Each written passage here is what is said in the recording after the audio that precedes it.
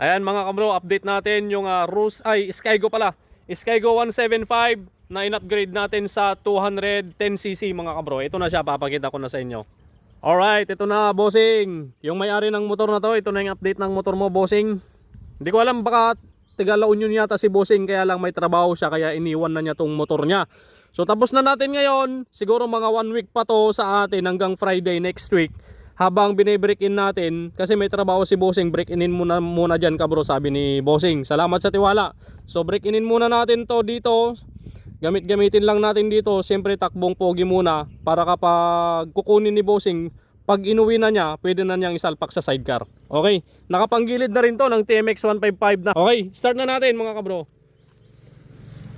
At isa pa pala mga kabro, bago natin paandarin, yung rotation ng cambio nito, karamihan, kadalasan, or talagang sa mga Skygo 150, 125 or 175, rotation yung cambio nito. Pag nakakinta ka na, hindi mo inaasahan, inaapakan mo pa ng isa paharap sa cambio, biglang mag-neutral. So yung ginawa natin dito, tinanggal na natin yung pagka-rotation dito sa may kanyang bandang gear shifting cam, yung isa restart na tinatawag natin. Binura natin yung isang paanon para kapag nagcambio pa tayo kahit nakakinta, hindi niya makakawit pa harap. Okay, start na natin. 210cc conversion sa Skygo 175. Wow, napakaganda ng kalugkog. Nice. You know. At syempre, shoutout FBS Muffler Maker. Shoutout Boss Justin Bruan ng Poso Rubio, Pangasinan. Ayun o. Ayan o. Testingin natin yung cambio mga kabro. Ayan, testingin natin. Primera, segunda, tercera, kwarta, kinta. Okay, so sa dati, kapag nakakinta ka na, pag cambio mo pa ng isa sa harap is mag-neutral siya.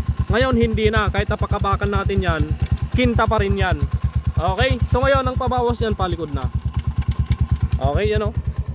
Okay na, so test drive natin mga kabro, takbong pogi lang tayo. Yan, takbong pogi lang tayo mga bro. 4th gear lang tayo, 4th gear. Wala pa tayo sa 40 kph. Yan.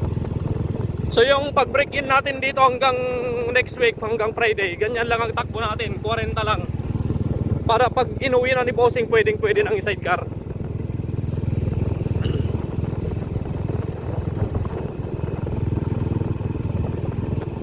Kabro! Okay, pabalik na tayo sa ating laboratorio mga kabro. Skygo 175 upgrade sa 210.